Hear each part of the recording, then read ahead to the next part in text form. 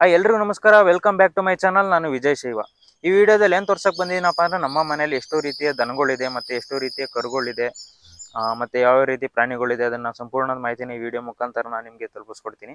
ಹಾಗೆ ಒಂದು ಕುಟುಂಬ ಅಂತ ಬಂದ್ಮೇಲೆ, ಹಳ್ಳಿಗಳಲ್ಲಿ ಒಂದು ಕುಟುಂಬ ಅಂತ ಬಂದ್ಮೇಲೆ ಗಂಡ ಹೆಂಡತಿ ಮಕ್ಕಳು ಇಷ್ಟೇ ಇದ್ರೆ ಸಾಲಲ್ಲ. ಆ ಕುಟುಂಬದಲ್ಲಿ ಪ್ರಾಣಿಗಳು, ಯಾವ ರೀತಿ ಪ್ರಾಣಿಗಳು, ಹಸುಗಳು, ದನಗಳು, ಕರುಗಳು ಎಲ್ಲ ಇದ್ರೆ ಒಂದು ಕುಟುಂಬ ಅಂತ ಒಂದು ಪರಿಪೂರ್ಣ ಕುಟುಂಬವಾಗುತ್ತೆ. ಹಾಗೆ ಪ್ರತಿಯೊಂದು ಹಳ್ಳಿಗಳಲ್ಲಿ ಒಂದಲ್ಲ ಒಂದು ರೀತಿಯ ಪ್ರಾಣಿಗಳನ್ನ ಸಾಕಿರ್ತಾರೆ.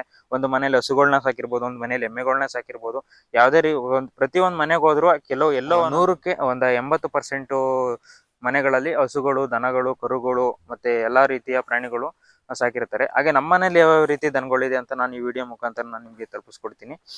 ಈಗ ನೋಡ್ತಾ ಇರ್ಬೋದು, ನಾನೀಗ ತೋಟದ ಹತ್ರ ಬಂದಿದ್ದೀನಿ ದನ ಕಟ್ಟೋಕೆ ಅಂತ ಹೇಳಿ ಎಮ್ಮೆಗಳನ್ನ ಕಟ್ಕೊಂಡ್ ಬಂದಿದ್ದೀನಿ. ಈಗ ನೋಡ್ತಾ ಇರ್ಬೋದು ಯಾವ ರೀತಿ ಇದೆ. ಈಗ ಇಲ್ಲಿ ನೋಡ್ತಾ ಇದ್ದೀರಲ್ಲ, ಇದು ನಾಟಿ ಎಮ್ಮೆಗಳು ಬರ್ತವೆ. ಇವು ನಾಟಿ ಎಮ್ಮೆಗಳು ನೋಡ್ತಾ ಇರ್ಬೋದು. ಇಲ್ಲಿ ನಮ್ಮ ಹಾಸನ ಸೈಡಲ್ಲಿ ಸಿಗೋ ನಾಟಿ ಎಮ್ಮೆಗಳು ಇವು. ನೋಡ್ತಾ ಇರ್ಬೋದು, ಇದು ನಮ್ಮನೆ ಎಮ್ಮೆನೆ. ನೋಡ್ತಾ ಇರ್ಬೋದು, ಅದು ನಮ್ಮನೆ ಎಮ್ಮೆ. ಇದ್ರದ್ದು ಕರ ಏನಾಗ್ಬಿಡ್ತು ಅಂದ್ರೆ, ಕರ ಒಂದ್ ಸ್ವಲ್ಪ ಹೆಲ್ತ್ ಇಶ್ಯೂಸ್ ಆಗಿ ಕರ ಸತ್ತೋಗಿತ್ತು. ಸುಮಾರು ಒಂದು 6 ತಿಂಗಳೇನೋ ಇತ್ತು. ಆಗ ಕರು ಸತ್ತೋಯ್ತು. ಪರವಾಗಿಲ್ಲ, ಹಾಲು ಕೊಡ್ತಿದೆ. ಇದು ಕರು ಸತ್ತೋದ್ರು ಹಾಲು ಕೊಡ್ತಿದೆ. ಬಟ್ ಇನ್ನೂ ಹಾಲು ಕರಿತಾ ಇದೀವಿ. ಒಂದ್ ಸ್ವಲ್ಪ ಒನ್ ಟೈಮ್ ಮಾತ್ರ ಕೊಡ್ತಿದೆ. ಇದು ಒನ್ ಟೈಮ್ ಮಾರ್ನಿಂಗ್ ಟೈಮ್ ಮಾತ್ರ ಕೊಡ್ತಿದೆ. ಇದನ್ನ ಕರಿತಿದೀವಿ. ನೋಡ್ತಾ ಇರ್ಬೋದು, ಅಲ್ಲಿ ದನಗಳು ದೂರದಲ್ಲಿ ಕಾಣಿಸ್ತಿದೆಯಲ್ಲ, ಅಲ್ಲೇ ನಮ್ಮ ದನಗಳು ಮತ್ತೆ ಹೋರಿಗಳು ಎರಡೂ ಇದೆ. ನೋಡ್ತಾ ಇರ್ಬೋದು, ಆ ಹೋರಿಗಳು ಏನಪ್ಪಾ ಅಂದ್ರೆ ಮನೇಲೆ ಹುಟ್ಟಿ ಮನೇಲೆ ಬೆಳೆದು ಈಗ ಸುಮಾರು 18 ತಿಂಗಳು ಆಗಿದೆ ಆ ಹೋರಿಗಳಿಗೆ. ಇದು ಒಂದು ಕರು ಹಾಕಿ ನಮ್ಮನೆ ಹಸುಗಳಿದ್ದು, ಆ ಹಸುಗಳನ್ನ ಸ್ವಲ್ಪ ಕಟ್ಟೋಕೆ ವ್ಯವಸ್ಥೆ ಜಾಗ ಇಲ್ಲ ಅಂತ ಹೇಳ್ಬಿಟ್ಟು ಹಸುಗಳನ್ನ ಮಾರಿ ಹೋರಿಗಳನ್ನ ಇಟ್ಕೊಂಡಿದೀವಿ. ಈ ಹೋರಿಗಳು ನೋಡ್ತಾ ಇರ್ಬೋದು. ಈಗ ಹೋರಿಗಳ್ದು ಏನಪ್ಪ ವಿಶೇಷ ಅಂದ್ರೆ, ಒಂದು ಹೋರಿಗೂ ಇನ್ನೊಂದು ಹೋರಿಗೂ 8 ದಿನ ಅಷ್ಟೇ ಡಿಫ್ರೆನ್ಸು. ನೋಡ್ತಾ ಇರ್ಬೋದು, ಇದು ಒಂದು ಮೇಯ್ತಿದೆ, ಒಂದು ಮಲಗಿದೆ. ಈಗ ಸದ್ಯದಲ್ಲಿ ಹೋರಿಗಳನ್ನ ಕೊಡ್ಬೇಕು ಅಂತ ಹೇಳಿ ಮಾಡಿದೀವಿ. ಈಗ ನೋಡ್ತಾ ಇರ್ಬೋದು, ಇದು ಹೋರಿ.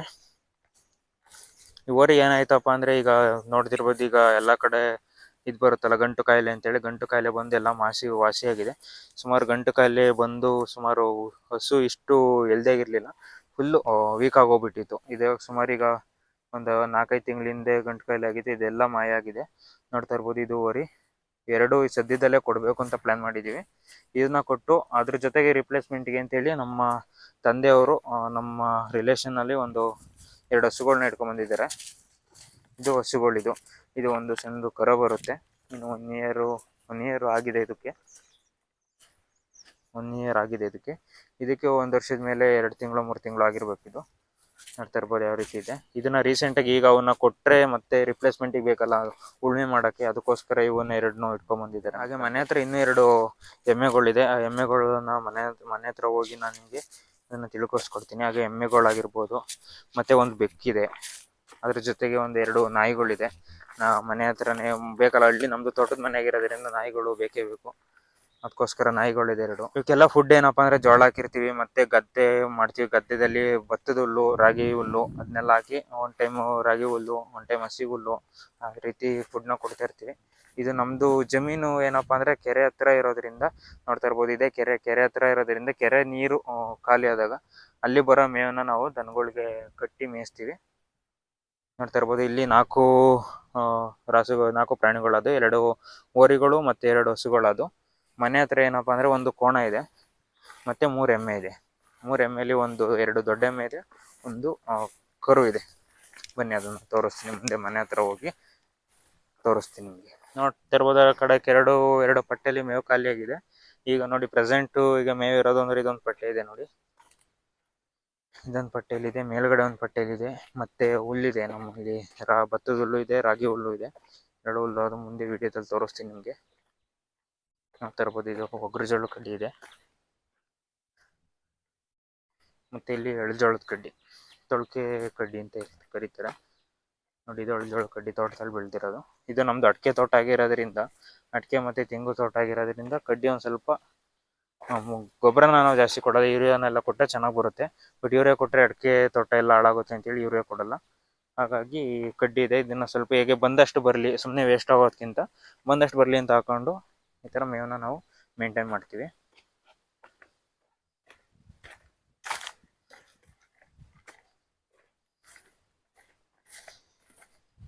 ನೋಡಿ ಅಲ್ಲಿ ಕಾಣಿಸ್ತಿದೆಯಲ್ಲ, ಅಷ್ಟು ದೂರದಲ್ಲಿ ಕಾಣಿಸ್ತಿದೆಯಲ್ಲ, ಮೆದೆ ಮೆದೆ ಕಾಣಿಸ್ತಿದೆ ಗ್ರೀನ್ ಕಲರ್ ಇದರಲ್ಲಿ, ಅದು ಹುಲ್ಲು, ಭತ್ತದ ಹುಲ್ಲು ನಾವೇ ಬೆಳೆದು ಇದು ಮಾಡಿರೋದು. ಅದರಲ್ಲಿ ಒಂದು ಟ್ಯಾಕ್ಟರ್ ಏನೋ ಭತ್ತದ ಹುಲ್ಲಿದೆ, ಒಂದು ಟ್ಯಾಕ್ಟರ್ 1.5 ಟ್ಯಾಕ್ಟರ್ ಭತ್ತದ ಹುಲ್ಲಿದೆ. ನೋಡ್ತಾ ಇರ್ಬೋದು, ಅಲ್ಲೂ ಅಷ್ಟು ಇದೆ. ಮುಂದೆ ಯಾವ್ದಾದ್ರು ವಿಡಿಯೋ ಮಾಡ್ಬೇಕಾದ್ರೆ ತೋರಿಸ್ತೀನಿ ಅಲ್ಲಿ. ಈಗ ನಮ್ಮ ಮನೆ ಹತ್ರ ಹೋಗೋಣ. ಮನೆ ಹತ್ರ 2 ಎಮ್ಮೆಗಳಿದೆ, ಮತ್ತೆ ಹಾಗೆ ಇನ್ನೊಂದು ಏನಪ್ಪ ಅಂದ್ರೆ ಕುರಿಗಳಿದೆ, ಅವನ್ನೆಲ್ಲ ತೋರಿಸ್ತೀನಿ. ಅಲ್ಲಿ ವಿಡಿಯೋದಲ್ಲಿ ಹೇಳಿದ್ನಲ್ಲ, ಅಲ್ಲಿ ಕಟ್ಟಾಕಿದ್ನಲ್ಲ ಎಮ್ಮೆ, ಅದ್ರದ್ದು ಒಂದು ಕೋಣ ಸತ್ತೋಯ್ತು ಅಂತ ಹೇಳಿದ್ನಲ್ಲ, ಕರು ಸತ್ತೋಯ್ತು ಅಂತ ಹೇಳಿದ್ನಲ್ಲ. ಮತ್ತೆ ಇನ್ನೊಂದು ಎಮ್ಮೆ ತೋರಿಸಿದ್ನಲ್ಲ, ಒಂದು ಕೋಣ ಇದೆ ಮನೆ ಹತ್ರ ಅಂತ. ಇದು ನೋಡ್ತಾ ಇರ್ಬೋದು, ಇದೆ ಕೋಣ. ಅದು ಮನೆ ಹತ್ರ ಇನ್ನೂ ಹಾಲು ಕುಡಿತಿದೆ, ಮನೆ ಹತ್ರನೇ ಕಟ್ಟಿದ್ದೀನಿ. ಮತ್ತೆ ಇನ್ನು ನಾಯಿ ಅಂತ ಹೇಳಿದ್ನಲ್ಲ, ಅಲ್ಲೊಂದು ಹೋಗ್ತಿದೆ ನೋಡಿ, ನಮ್ಮ ಅಮ್ಮಾರ ಜೊತೆ ಹೋಗ್ತಿದೆ. ಅವ್ರ ತೋಟದ ಹತ್ರ ಕೆಲ್ಸಕ್ಕೆ ಹೋಗ್ತಿದೆ, ಅದು ರಾಮು ಅಂತ ಹೆಸರು. ತೋಟದ ಹತ್ರಕ್ಕೆ ಹೋಗ್ತಿದ್ರೆ ನೋಡ್ತಾ ಇರ್ಬೋದು, ಇದೇ ನಮ್ಮ ಮನೆ, ತೋಟದ ಮನೆ. ಇಲ್ಲಿ ಸುಮಾರು ನಾವು ಸ್ಟಾರ್ಟಿಂಗ್ ಬಂದಾಗ ಜಾಸ್ತಿ ಮನೆಗಳಿರಲಿಲ್ಲ, ಒಂದು 3-4 ಇತ್ತು. ಈಗ 8ರಿಂದ 9 ಮನೆಗಳಾಗಿದೆ. ಬಟ್ ಅಕ್ಕಪಕ್ಕ ಇಲ್ಲ, ಎಲ್ಲ ಅವ್ರವ್ರ ಜಮೀನ್ ಹತ್ರ ಕಟ್ಕೊಂಡಿದ್ದಾರೆ. ಇದು ನೋಡ್ತಾ ಇರ್ಬೋದು, ಇದು ನಮ್ಮ ಮನೆ.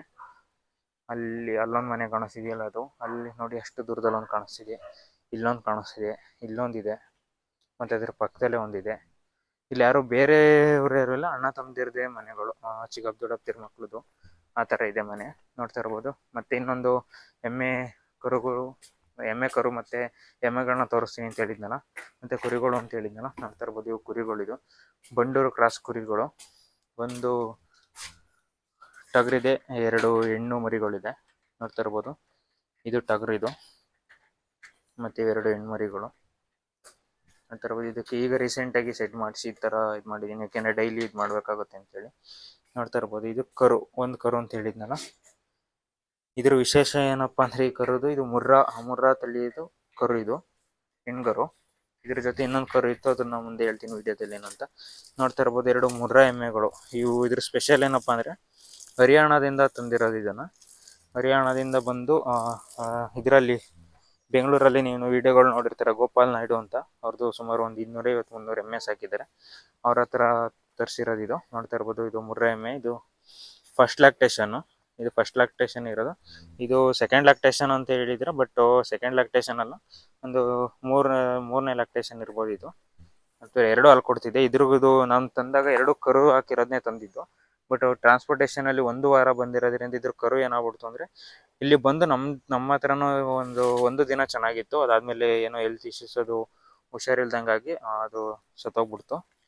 ಅದಕ್ಕೋಸ್ಕರ ಇದು ಒಂದೇ ಇದೆ. ಬಟ್ ಹಾಲಿಗೆ ಏನು ತೊಂದರೆ ಇಲ್ಲ, ಹಾಲು ಕೊಡ್ತಿದೆ. ಕರು ಇಲ್ಲ ಅಂದ್ರೆ ಕೆಲವು ಎಮ್ಮೆಗಳು ಕೊಡಲ್ಲ ಅಂತಾರೆ, ಬಟ್ ಇದ್ರದ್ದೇನು ತೊಂದರೆ ಇಲ್ಲ. ಕರು ಇಲ್ಲ ಅಂದ್ರೆ ಪರವಾಗಿಲ್ಲ, ಎಮ್ಮೆ ಹಾಲು ಕೊಡ್ತಿದೆ. ನೋಡ್ತಾ ಇರ್ಬೋದು, ಇದು ಎಮ್ಮೆ ನಾರ್ಮಲಾಗಿ ಕೊಡ್ತಿದೆ. ಕರು ಇದೆ, ಆರಾಮಾಗಿ ಕೊಡ್ತಿದೆ. ಇದಕ್ಕೆ ಇಲ್ಲಿ ಬಂದು ಸುಮಾರು ಒಂದು 15 ದಿನ ಆಗಕ್ಕೆ ಬರುತ್ತೋ. ಇನ್ನೂ ಅಡ್ಜಸ್ಟ್ ಆಗಿಲ್ಲ, ನಮ್ಮ ವೆದರ್ಗೆ ಇನ್ನೂ ಅಡ್ಜಸ್ಟ್ ಆಗಬೇಕು. ಯಾಕೆಂದರೆ ಹರಿಯಾಣ ವೆದರು ಇಲ್ಲಿ ವೆದರು ಅಡ್ಜಸ್ಟ್ ಆಗಬೇಕಲ್ಲ. ಈಗ ನಮ್ಮ ವೆದರ್ಗೆ ಅಡ್ಜಸ್ಟ್ ಆಗುತ್ತೆ ಇನ್ನೊಂದು ಸ್ವಲ್ಪ ದಿನದಲ್ಲಿ. ನೋಡ್ತಾ ಇರ್ಬೋದು, ಇದು ಕರು ಇದೇ ಥರ ಸೇಮ್ 2 ಕರುಗಳು ಸೇಮ್ ಇದ್ದು, ಬಟ್ ಅದೊಂದು ಸ್ವಲ್ಪ ವೀಕ್ ಆಗಿರೋದ್ರಿಂದ ಅದು ಸತ್ತೋಗ್ಬಿಡ್ತು. ನೋಡ್ತಾ ಇರ್ಬೋದು, ಇಷ್ಟು ನಮ್ಮ ಮನೆಯಲ್ಲಿ ರಾಸುಗಳಿದೆ. ಮತ್ತು ಇನ್ನೊಂದು 2 ಪ್ರಾಣಿಗಳನ್ನ ನಮ್ಗೆ ತೋರ್ಸಕ್ಕೆ ಅವು ಸಿಕ್ಕಿಲ್ಲ. ಇನ್ನೊಂದು ನಾಯಿ ಇದೆ, ಮತ್ತು ಇನ್ನೊಂದು ಬೆಕ್ಕಿನ ಮರಿ ಇದೆ. ಅದು ನೋಡೋಣ ಮುಂದೆ, ಈಗ ನಾನು ಎಡಿಟ್ ಮಾಡೋಷ್ಟೊತ್ತಿಗೆ ಏನಾರು ಆದರೆ ಕಳಿಸ್ತೀನಿ. ಹಾಗೆ ವಿಡಿಯೋ ಇಷ್ಟ ಆಗಿದ್ರೆ ಲೈಕ್ ಮಾಡಿ, ಶೇರ್ ಮಾಡಿ, ಕಮೆಂಟ್ ಮಾಡಿ. ಇನ್ನೂ ಮುಂದೆ ಈ ಥರ ವಿಡಿಯೋಗಳನ್ನ ನಾನು ಅಪ್ಲೋಡ್ ಮಾಡ್ತಾ ಇರ್ತೀನಿ. ಸಪೋರ್ಟ್ ಮಾಡ್ತಾ ಇರಿ. ಹೃದಯ ಫಾರ್ಮ್ಸಿಗೆ ಸಪೋರ್ಟ್ ಮಾಡಿ. ಶುಭ ದಿನ.